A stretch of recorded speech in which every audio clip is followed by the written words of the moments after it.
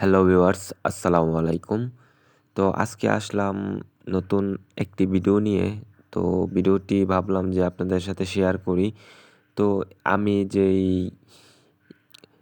প্রবলেমে পড়ছি, আমার এটা কিন্তু আমার নিজেরই বাসা। তো নিজের বাসা, আমি যেহেতু নিজেই কাজ জানি, তো আগে কাজ করেছিলাম অন্য এক মিস্ত্রি দিয়ে। তো আমি তো বাসায় ছিলাম না। তখন কাজ করে গেছে, কিন্তু ওই দেখতেছেন যে এলবোর, ওই দেখেন দেখা যাচ্ছে হালকা, দেখেন এলবোর মধ্যে একটু ছিদ্রি আছে।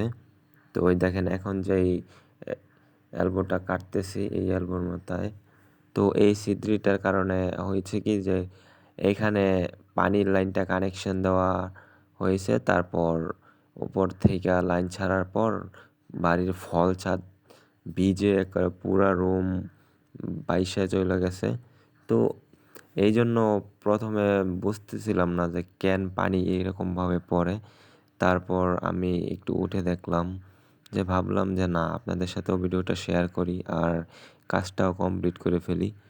তো তারপর উঠে দেখলাম, এই দেখেন কোন মিস্ত্রি কাজ করছে। তখন আমি তো বাসায় ছিলাম না, জানি না।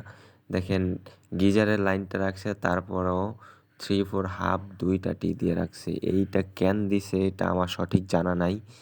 তো যেহেতু একটা টি দিলেই হয় এখানে, তো 2টা টি দিছে। তারপর আমি এটাকে ভালোভাবে কেটে এই সমস্যাটা সমাধান করতেছি আর আপনাদের সাথে ভিডিওটা শেয়ার করতেছি।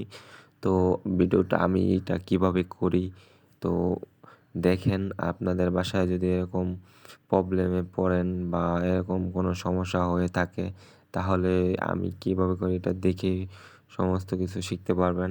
আর ভিডিওটি আপনাদের জন্য একটুকু হলেও যদি গুরুত্বপূর্ণ মনে হয়, তাহলে অবশ্যই আমার এই চ্যানেলটাকে সাবস্ক্রাইব করবেন আর লাইক, কমেন্ট, শেয়ার করতে বলবেন না।